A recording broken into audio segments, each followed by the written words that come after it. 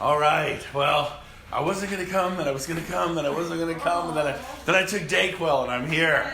I decided to make it happen. I just was so full and excited about what I just learned for the past 6 days. But it's funny. The first thing I put on here is if you're the smartest guy in the room, there's a huge problem. How many of you felt like when Barry's up here is he here? Sucker left. I wanted him to hear this. How many of you, when Barry's up there, that you were the smartest guy in the room? Anyone feel that way? Yeah. So you weren't the smartest guy in the room. How many feel like you learned something tangible? Yeah. And how many of you felt like there was so much more room to grow in this area? Yeah. Do you realize if you spend some time doing this, you look at what people put into becoming a hairdresser. I heard it's 3,000 hours. Okay? And what do we put into this? How many hours? I want you to think back. And I'm guiltier than anyone in the room because I'm not an investor. I don't like people without emotion. I like emotional people. Blah, blah, blah. It's my story, right? I'm not into money. Screw money. I'm into people. I love people. So I put less than 10 hours into this in my life. I just don't do it. But I am going to sit, I'm going to watch this and watch this and watch this. I got so much from that. But I get a lot from that. Mm-hmm. The graphs, I love the one where the debt goes down and the appreciation goes up. It's I'm very visual, charts and graphs. So I'm going to watch it with my kids. I think as parents, our kids need to understand this. Yeah. And so I'm going to say that. So that was a really powerful thing. The next thing is proximity is power. I just want to share just a few things that we got here that I learned from Tony Robbins. A lot of you know I just spent 6 days. We started at 11 a.m. and I get there at 10 to get a seat, and it was a reasonable seat. It wasn't even a great seat at 10. And we'd finish at 2 or 3 in the morning. No breaks. You're kidding me. No breaks. So it would be, what's 12 hours from it? Started at 11. That'd be 11 at night. 13, 14, 15, 16 hours days for 6 days straight. You wonder why I have a bit of a cold. And then you're cheering and your voice and everything. But it was amazing. It's all about mindset and psychology. And man, it is so powerful. So do you mind if I just share a few nuggets? Yeah. I actually got here at 10:05 and just sat down there in the parking lot, wrote some things to share with you guys. And I'm going to watch what Barry did. That was awesome. But proximity is power, and I wish Cindy was here. She called James and I earlier this week. She says, hey, I'm thinking of hearing this woman. Remember that woman we all heard and spoke? What's her name? Rachel Elvis? Yes, she was not the one she wants to go see. She's been expensive. It's $2,000 or $3,000. Both James and I were like, yes, go. And she goes, yeah, but it's money. We were like, invest in yourself. Always invest in yourself. So so here's what I want you to do. Everyone grab a pen. And I want you to write down just anything that you hear that strikes a chord in you when I speak. Invest in yourself. That would be a good thing to write down. Even put the action word in front of it. Always invest in yourself. Because when we look at people who are successful, they've invested in themselves. So take the time to invest in yourself. Here's a great question. How many of you get to choose your family? You did. You were born into, your mom was your mom. By the way, Dad, happy birthday. It was my dad's birthday this week. Happy birthday. So we turned 84. I'm 29. Come on, how old did you turn, Dad? I turned 84. 84, I thought I was 84. I graduated in 84. So happy birthday, Dad. You're amazing. I love you. All the goodness in me comes from you and Mom, and you are an amazing dad. I will truly rate you as an A+, 100%. I have 0 childhood wounds from you and anything. You have just been nothing but amazing. And I can only hope to be a flicker of what you are. So love you. So he was down in San Diego celebrating his 84th with his twin brother. Wow. So they got to. That's cool. They were down there. I didn't know where you were. Now I know why you didn't answer my phone. You were eating pancakes with Uncle Jerry. So, anyways, and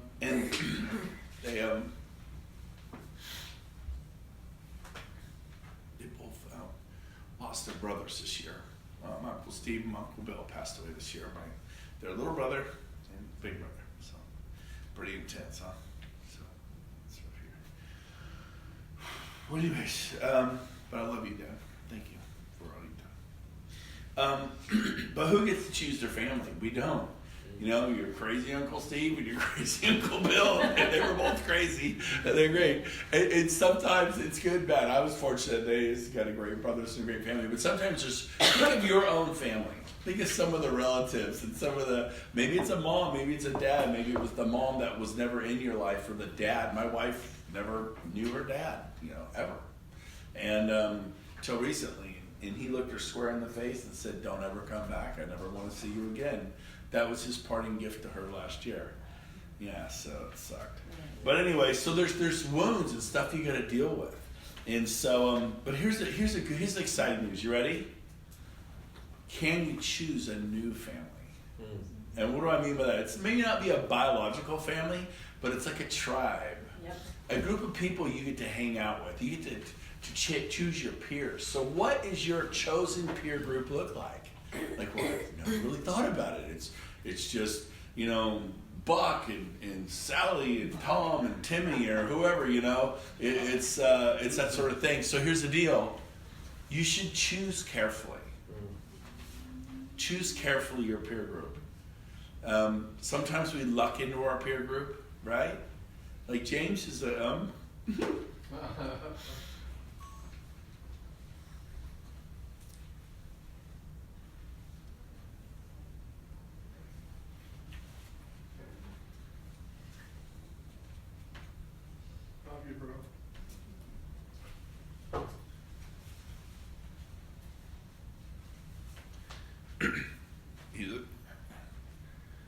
he's a great friend for me, and I didn't choose him. We bumped into each other 20 years ago. It's not an insult, I just said. But yeah, so sometimes sorry, I'm very overwhelmed by my experience.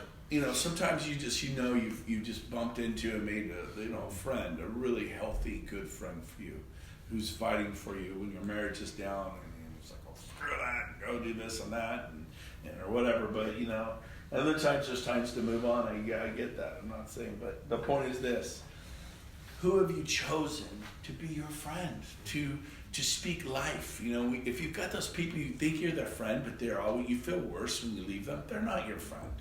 You may kind of at times enjoy their company, but your friend is the one who's there for you. You can call them at 3 a.m. when the stuff hits the fan, and they're speaking life, not death. They're speaking good. They're telling you can, not you're crazy. Come back here, be like let's pop a cold one and put a burger on the thing and just talk about how horrible the government is. That's not a friend. That's someone you need to help, but that's not your. So you got to evaluate some of those. And you think, well, I don't know how to. It's a conscious decision to make some choices. So choose widely. So I'll give you another example. Your people you're around. I called James Monday, or he called me. We're talking. He goes, man, I can't wait for you to get back. I can't wait for you to get back. I'm like, well, why? Because they spent 30 minutes on the phone with so-and-so and 45 minutes on the phone with so-and-so. And I get off the phone and I'm depressed. I'm horrible. He goes, I didn't realize how positive and forward-thinking and how you take this momentum with you where you're wanting to go. And so, the people around you affect you. On the way here, I was talking to somebody who's excited, but then you ever cave into your dark nature? Like you just go dark. You're like, oh, I'm pissed, and people are going to find out like now.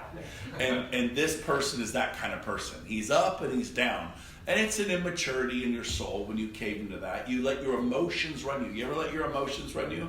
Sometimes it's a really great thing. I love to ride my emotions and let them power me forward. It really helps me thrive and conquer and be bold and courageous and freaking amazing and do amazing stuff because I get to ride that momentum of my emotions. But every strength overdone is a weakness. And what's the weakness of that? Anger, being wound tight, being intense. And so when I get home, my family, I have always learned how to shut that off. So my kids, even though they know I love them, they always say to me, Dad, you're so intense. And so it serves me in business, but doesn't serve me at home. So I never really got that till this week in Florida with David Testany, Tony Robbins. And so one of the goals I've chosen for myself this year is to be love. It's like the greatest thing I can do, to be warmth, to be joy. Like, oh, Brent, you're that way. I get it. I know I'm kind of wired that way, but also I'm so focused and passionate, intense, and I thrive on that. I bring that home. And the kids don't need Mr. Intensity. They need dad. They need love, They need joy. They need warmth. And that's what I want to be to the people, everybody. But sometimes you let your guard down with those you're closest to. You're like, they don't even realize you're doing it. You just, and there's this thing I learned. I've been going to Tony Robbins 3 times now, and I finally got it. It's like when the student is ready, the teacher will appear when you're ready. Stacking. I've heard the term stacking. I just didn't get it. Raise your hand if you understand what stacking is. So stacking is this. This is a great example.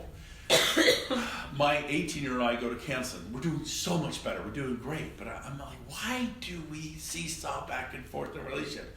Why can't you be like the other 5 kids where everything's great? Although Christina and I did have a little run too. Okay, so 3 out of 5. But I don't know why. I'm a great guy, right? Just kidding.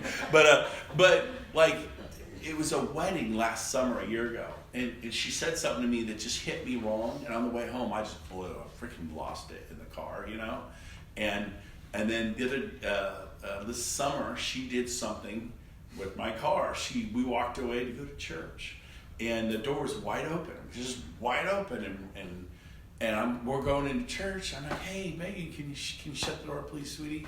And with her, I'm really careful to not react, to love her, and just to be, and so there's so many times I just deal with it, but what's happening, I didn't realize I was stacking. I'm not offended, I love you, I'm going to be bigger than this. I'm bigger than this. I can handle this. Stack, stack, stack, stack, stack, stack. She goes up to the door and she goes like this. Boom! And just kicks the door to, I just detailed my Range Rover, right? And it was on an incline, and she just freaking she wears boots, and I could see the boot print, and just bam into the door. I freaking lost it like Mount St. Helens. We were going into church. I'm quite sure I said an F-bomb on the street, and there's people walking by. I'm like, what the? I'm like, who does this? But here's the deal. I blew hard. I go, you guys go to church, I'm going for a walk. And I went to downtown Roseville, and I just took off walking. I freaking lost it. And so I think what stacking is when you do this with your husband, when you do this with your wife, your kids, I never got it till just now. I'm a stacker. I like take it and take it and take it and take it and take it, and boom! Now here's your story. Dad's not safe. Dad's not safe. I never know when he's going to blow. He doesn't really love me. He's an asshole. He goes off on me a year and a half ago. She'll bring it up in counseling. He went off on me. I'm like, and I was like, dang it so long. Well, yeah, you're stacking. So what I learned is I need to deal with it in a constructive way each time, instead of just going, no, I'm cool, I'm bigger than this. I'm going to love her in spite of the way she's mistreating me. I'm going to love her. And I don't have any resentment, but it just kept stacking until I blew like Mount St. Helens. So sometimes, so going to stuff like this and having realizations, I do it with James sometimes. I've never done it with Rob. He's an angel, but but it's possible, right? My wife, my kids, and so I'm going to be strong, bold, and courageous. Be a life enhancer, not a well poisoner. The quality of your life is where you live emotionally. I'll say it again. It's not your ranch. It's not Big Daddy or Little Daddy or whatever that horse was around here. It's not your boat. It's not your 30-foot boat. It's not your trip to Paris. It's not your Snapchat or your Instagram or your Facebook or the fake life you're putting out there. I mean, we all do. Like, oh, that picture sucks. I can see my double chin. Whenever we put the camera out here and do this, and we put out our best thing, that's normal. It's not a bad thing to want to take a good picture and put it out there. But where do you live your life emotionally? And so, do you live in fear, frustration, and doubt? Think about that one. Fear, frustration, and doubt. Or do you live in love, joy, and appreciation? So one of the big things I learned about this trip was to celebrate the little things, to appreciate the little things, like a glass of water. I'm going to pound a 16-ounce glass of water. I'm going to celebrate that I chose water, not a soda. And when I go to lunch and I have a salad with some chicken, I'm going to celebrate that I made a good choice. I'm like, I gotta eat this damn salad. I'm gonna lose some weight, you know? Right? Are you with me? I'm gonna celebrate. And then to celebrate the little things and to stack the gratitude, to stack the, I made a decision not to watch that movie, Amityville Horror, and instead I read this book on friendship, or this book on, health, or I don't know, or I just went and met a friend who loved somebody at the hospital and hung out for 2 hours when I didn't even have the time. I don't know what it is, but where are you emotionally right now? Do you live in fear, anxiety, depression? That's the quality of your life. Why do people with big homes shoot themselves? Why do they off themselves? They realize it's meaningless. They achieved everything. They got the boat, they got the plane, they got the house, and they literally take their life. Because emotionally inside, they felt they were worthless, that they weren't loved, that they were emotionally bankrupt. So that's why when you go to Fiji or the Philippines or someplace in this world, people can have a lot of joy, but they live in a hut. I go, yeah, but they're emotionally full. Does that make sense? Yeah. It's not your cars, homes, watches, whatever. Although I do like my new watch I got on the cruise. It's very nice. $150 and it fits. All right, so how much does it cost? $150, but it fits. All right, so here's the deal. Does your mind ever run wild with anxiety, fear, and doubt? Like, do people like me? Am I enough? Do you ever have those thoughts? And so here's the deal. Your mind can rule you, or you can make a decision to rule your mind. You can have these hallucinations, these fantasies, these imaginations, vain imaginations, like, oh my gosh, if I don't do this, then the sky's gonna fall, I'm gonna be kicked out of my house or my apartment, or I'm gonna lose my car, they're gonna reap it, and that's a really bad spot to be emotionally, right? And so your mind is working you up. Well, if my husband's doing this, or my wife's doing this or that, right? Or you can assign a new meeting. There was a 27-year-old from Brazil, and he goes, I don't have much, but I'm able to snorkel, run, swim, scuba dive, jump out of airplanes. I do all these things. And then I see people who have so much and they don't do any of these things. They have everything, but they have no time to enjoy because they're always achieving, striving, doing more. And they literally don't slow down and just walk on the beach hand in hand. Here's me, I have so little, and yet I have so much. By the way, he was in a wheelchair with no arms and no legs. He's from Brazil. He has one little nub here and a little thing here and no lower body. And he scuba dives, snorkels, runs, swims, jumps out of airplanes. And he goes, look at me. He goes, I have so much more. He goes, I feel sorry for those people. Because joy's got to come from within. And it'll never be the car, the home. Well, if I get the right wife, the right husband, then it can't come like that. They won't complete you. They might finish you off. But they won't complete you, right? You got to look for something else. It's from within. It's your spiritual relationship with God, whatever that means to you. And you guys know where I stand on that. I'm totally into that. But I will tell you this.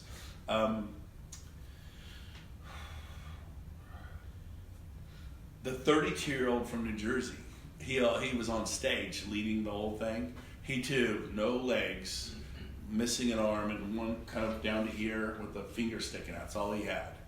And he said, don't think my whole life I'm not conscious of how people look at me. And he's from New Jersey. He's like New York tough. And he goes, anywhere I go, people stare at me. And, what are they thinking? What are they thinking? I know what they're thinking. He's weird. He's a freak. He's this. He's that. And he's a motivational speaker now, and he does amazing things. And he's as normal as any one of us now. His cognitive, he's just sharp.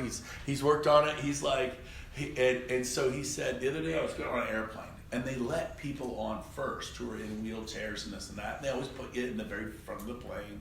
And so they wheelchaired me up, and they had to pick me up and put me in the chair. And then the plane starts filling. And people are walking, they look over, and they see me, and they keep going. They look over, and they keep going. And they're like, don't stare. And they're just freaking out because here's a guy with no arms, no legs, just kind of like in a head. It's just this body with a head. And he goes, and nobody wants to sit by me. nobody wants to talk to me. And he's like Darcy Stratton, Oh, there's a sweet, amazing human being, like Alicia, like Lori, like Missy, this amazing person. And he says, nobody wants to talk to me. So my story was, you're a freak. You're this, you're that. He goes, change your story, change your meaning. He goes, I could do that, or I could look out the window and just be grateful, practice gratitude.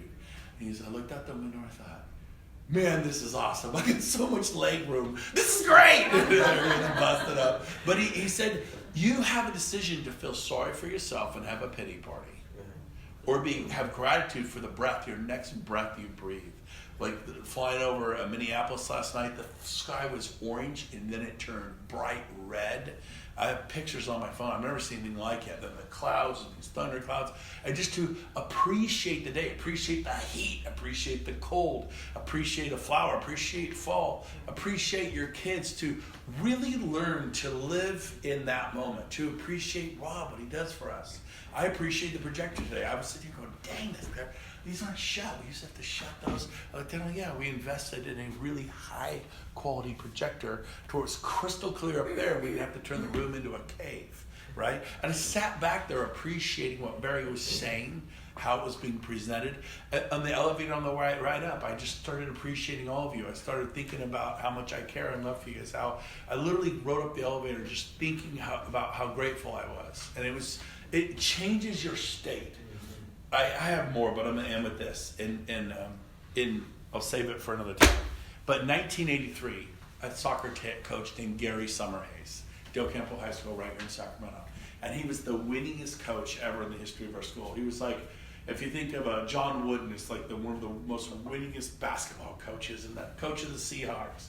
Pete Carroll, love him. Even though I like to fight against the Seahawks just because James likes him. It's fun, Cindy, did we see Cindy's Facebook? Her husband loves the Chiefs, she loves the Niners, and they're playing this weekend. They can't wait to pummel each other. That's just good fun. That's all that is. But Pete Carroll is their coach. I think he's an amazing guy. So Gary Summerhays was that way. When he coached the volleyball team, they'd win. When he coached soccer, they'd be a champion. When he coached baseball, they'd win. Football, didn't matter what he coached. Badminton, the team would win and become champions. Because 97% of what you do is psychology. It's up here. Like, Darcy, you went to the Olympics in 96, was it? Mm-hmm. By the way, that movie looks cool. I want to watch it with Richard Jewell coming out next month. The bombing movie thing. But how important is your mental psychology as you're doing flips and somersaults and handstands on horses that are running? How important is your mental, to be prepared mentally? Very much. And we would visualize ourselves doing it. Bingo. So I'm going to have you do that right now. She's hit on the head. My coach, Gary Summerhays, 1983, we went out before we won the national championship, the big hoorah. He had us all go to a quiet part of the field. It was Friday night under the lights. It was pitch dark. And he found a dark little spot. He said, everyone lay down, close your eyes. And then he took us through an exercise. And when we were done, we went out and performed. And we slaughtered the other team. And I'm going to take 2 minutes and do it with you right now. You ready? So everyone close your eyes. Everyone close your eyes. So right now is what I'm going to do. We're going to relate this to real estate just to make my point. You can relate to your marriage, your family, your kids. I'm going to just stick with real estate right now.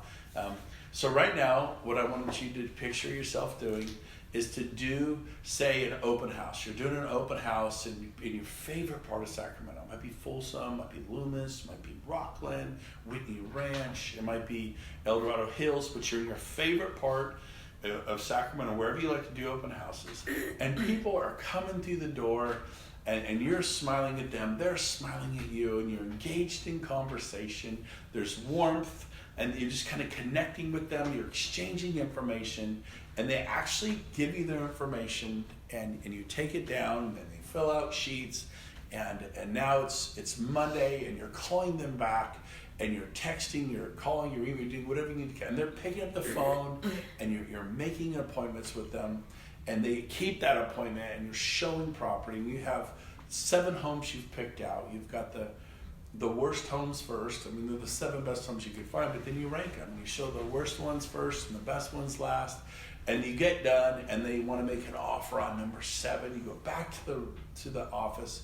You write that, maybe electronically do it, and then they sign it, and then you present it to the other agent, and the other agent's excited to get your offer, and they present it quickly. It gets signed, goes in the contract, and there's a whole flow. I mean, I'm gonna do a quicker one with listings. You show up to somebody's house, but on the way, you pray, you thank God for your family, for your life, for your health, for the car you're driving. You're picturing them being excited when you get there. You first walk through the house. You don't go sit at the kitchen table or the couch, and you see their home so you can properly tell them what it's worth. You're building rapport with them. They're loving you. They're absolutely loving you.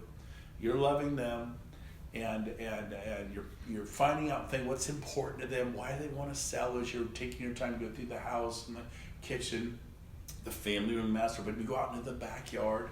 They show you the garden. They show you the pool, and then you go inside and you do your marketing presentation. You do all that. It's just going so well, and then you tell them what the home's worth, and you say, based upon what you're seeing here, what do you think your home's worth? And that's how you tell them what it's worth.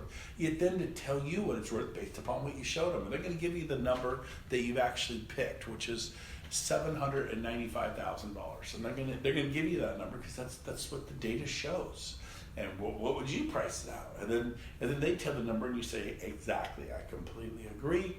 And then you say, why don't we take a few minutes here rather than you drive over to my office for a half hour, spend an hour, and then drive back, spend a couple hours. We're gonna take a few minutes and just do the listing paperwork right now, knock it out. Let's get you on the market next month.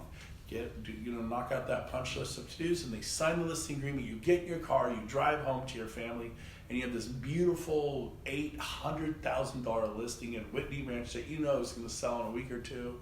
And so everyone open your eyes. So this is part of, I went really quick, I ran through it fast, but this is part of, so here's what people do though. They go, oh man, I'm just going to go out, they're going to waste my time, they're going to buy from a builder, I'm going to go to another listing appointment, I'm going to lose it again. I told him when I used to putt with James, I'm like, I would miss. Any athlete, anyone, if you thought about falling when the horses are galloping, done. You don't say I'm not going to fall, you say I'm going to stay on the horse. Stay on the horse. Because your mind only focuses on. And then also you can feel yourself, you're like, I'm pushing up to my handstand, and also you're only going here. You're like, why am I only going there? Like, feel my body like push up to a handstand. Because you would like, and the horse is there's a mental block galloping. There. Yeah. And you're like, stop that. You imagine, allow it to, do a handstand here, now do it on a galloping horse. That's pretty awesome. But your mental toughness, your mental preparedness, and how much do you prepare before you go to an open house?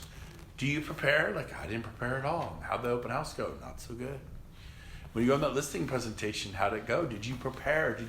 Did you see it in your mind's eye? When they're shooting free throws, the professional basketball, they've seen it again and again. They just shoot with nothing.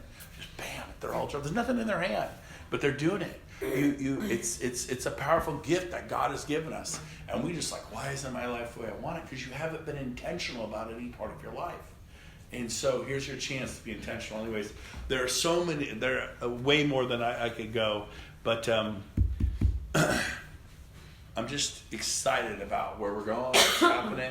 And I want to encourage all of you. I'm going to get you the dates for the next UPW with Tony Robbins. You should really go. And it's all about psychology. It's not hyper-motivation, although there's a lot of music and a lot of that, and there's a lot of cheering. But it's about learning the stuff I just taught you a little snidbit of. And you didn't get it all. I've been 3 times, and I finally got stacking the 3rd time. And it's going to, how do you think that'll help me in my relationships with my children and my wife and my friends? So, okay, so with that said, we have this Friday. Who is Saturday? Who's coming to Spasmatics? I see some hands in the air. Okay, the rest of you, come for an hour. If you can't come, pop in. It starts at 4 o'clock. Come 4 to 5 for 1 hour. They are truly an awesome 80s band. You got the team trip. If you're actually on my sales team, there's the EXP team, and there's my sales team where, then you get to go to Maui and Kauai this year, so that's how that works. So we'll talk about that. And James, anything else I need to cover? I know we went way over, but no, I think you got it. It's good to see you. Thank you, Brent, for giving the team so much. You're amazing. Thanks. Love you guys. Go out there. See you Christmas.